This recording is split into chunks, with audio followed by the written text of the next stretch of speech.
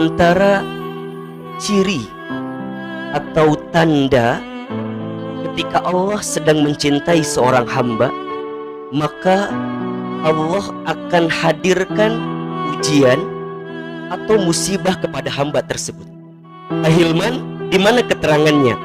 Rasulullah Shallallahu Alaihi Wasallam pernah bersabda, "Man yuridillahu bihi khairon yusiba minhu." Barang siapa yang diinginkan oleh Allah kebaikan dalam hidupnya, yusiba minhu, maka Allah akan timpakan ujian musibah kepadanya. Kalau kita melihat dari konteks yang Ahilman bacakan hadis di atas, maka kalau ada di antara teman-teman sayang yang hari ini sedang diberikan persoalan, sedang diberikan masalah, sedang diberikan ujian, berarti kita sedang dicintai oleh Allah Subhanahu wa Ta'ala. Artinya apa? Kalau ada di antara teman-teman hari ini yang ngerasa, Ahilman, kok hidup saya sedang sulit ya, perasaan hati saya sedang gak enak ya, sedang susah ya, sedang sempit dan seterusnya, maka tolong catat baik-baik, Allah sedang merindukan hati teman-teman semua, sehingga Allah titipkan ujian itu, Allah berikan musibah itu, Allah berikan persoalan itu. Apa tujuannya? Allah inginkan dengan persoalan itu kita semakin kembali ingat dengan Allah Subhanahu wa Ta'ala. Sekarang Ahilman tanya, setuju atau tidak kita itu bisa lebih dekat dengan Allah kalau pas lagi punya masalah? Betul apa betul? Tanpa disadari, kita itu bisa lebih dekat, bisa lebih taat, bisa langsung ingat ke Allah ketika sedang punya persoalan. Berarti apa? Coba lihatlah setiap persoalan yang datang, setiap ujian yang datang, itu bukan bentuk murkanya Allah kepada kita, tapi bentuk sayangnya Allah kepada kita, tapi bentuk cintanya Allah kepada kita. Kenapa?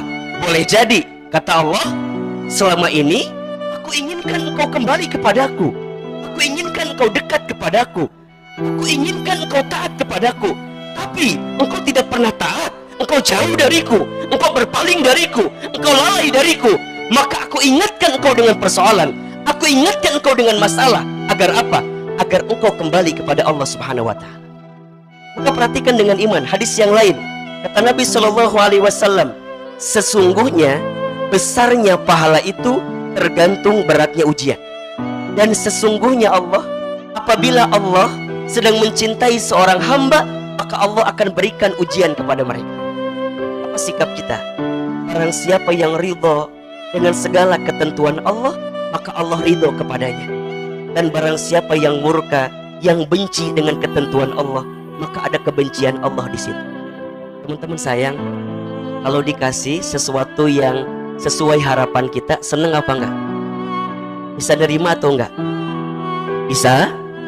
Sekarang pertanyaannya, kenapa kita enggak bisa nerima sesuatu yang tidak enak bagi kita? Bukankah dua-duanya sama dari Allah Subhanahu wa Ta'ala? Ahilman ingin coba memberikan mindset kepada teman-teman. Kadang sesuatu yang kita anggap gak enak, sesuatu yang kita anggap buruk, mungkin tidak sepenuhnya keburukan bagi kita. Boleh jadi Allah sedang titipkan kebaikan-kebaikan yang begitu banyak dari setiap keburukan yang kita anggap itu buruk. Coba dibuka surat Al-Baqarah ayat 216. Allah Subhanahu wa Ta'ala berfirman, dan boleh jadi kamu menganggap sesuatu itu buruk, padahal di mata Allah itu baik. Dan boleh jadi kamu menganggap sesuatu itu baik, padahal di mata Allah itu buruk. Allah Maha tahu, sedangkan kamu tidak tahu. Sekarang Ahilman mau tanya sama teman-teman, yang lebih tahu tentang diri kita atau Allah? Allah. Yang lebih tahu tentang hidup kita atau Allah? Allah. Yang lebih tahu mana yang baik untuk kita atau Allah? Allah. Pertanyaannya, kalau teman-teman tahu yang ngatur hidup kita adalah Allah, yang tahu tentang kita adalah Allah, yang tahu mana yang terbaik untuk kita adalah Allah, mengapa teman-teman harus marah kepada Allah atas segala ketentuan yang tak sesuai dengan harapan kita? Betul apa enggak? Makanya ada satu doa kan yang diajarkan oleh Nabi Shallallahu Alaihi Wasallam apabila kita merasakan kehilangan.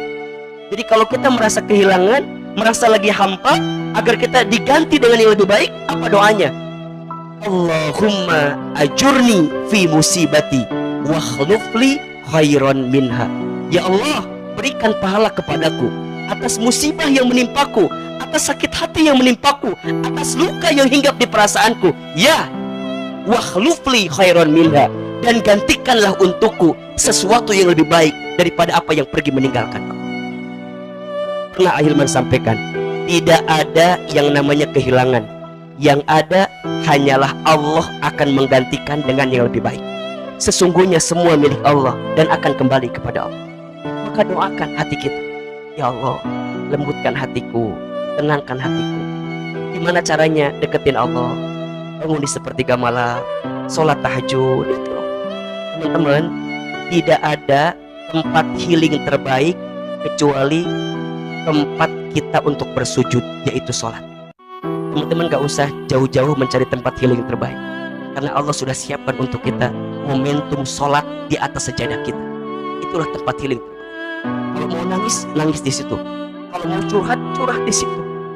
Hanya Allah yang paling tahu dengan keadaan kita. Ala bi dzikrillahi tatmainnul qulub. Ingatlah, hatimu akan menjadi tenang ketika engkau mengingat nama Allah. Mulai hari ini, lisan kita biasakan menyebut kalimat Allah. Dan ketika kita menginginkan sesuatu, kita hanya minta kepada Allah, Bismillah ya Allah, dengan karuniamu atas semua pertolonganmu, aku minta ya Allah yang terbaik untuk. Doa bisa merubah takdir. Doa bisa membuat sesuatu yang sulit jadi mudah. Doa bisa membuat yang tidak mungkin jadi mungkin. Doa bisa menjadi kekuatan bagi kita. Maka apa permintaan kepada Allah? Itulah yang kita minta. Semakin besar doamu, maka semakin besar perhatian Allah kepadamu.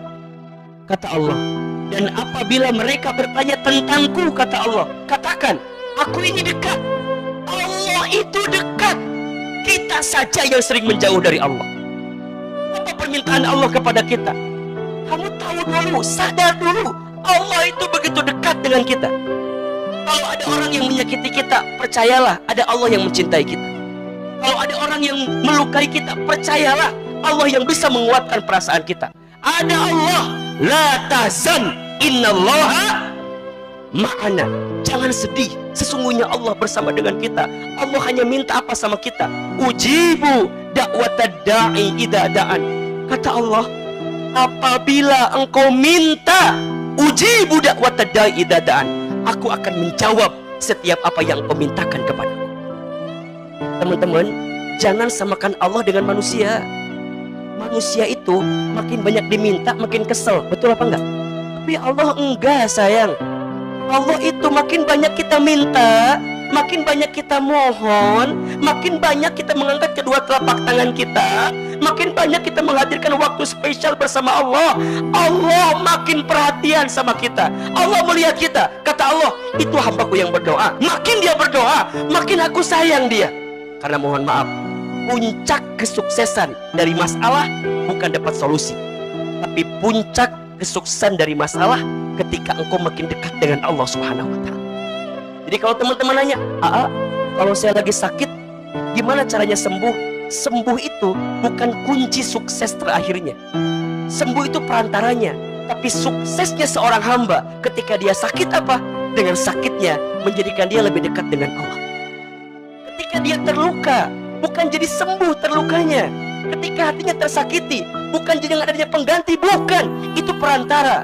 Tapi puncak keberhasilannya apa?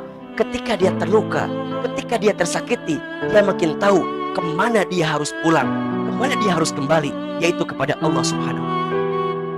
Makanya kalau dengan masalah membuat teman-teman dekat dengan Allah, maka itu adalah anugerah. Kalau dengan musibah membuat teman-teman makin taat kepada Allah, itu adalah anugerah terbesar bagi teman-teman sekalian.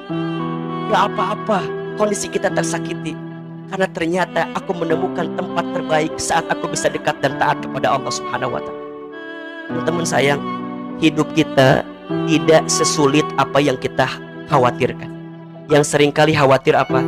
Saat kita lupa kepada Allah Subhanahu wa Ta'ala.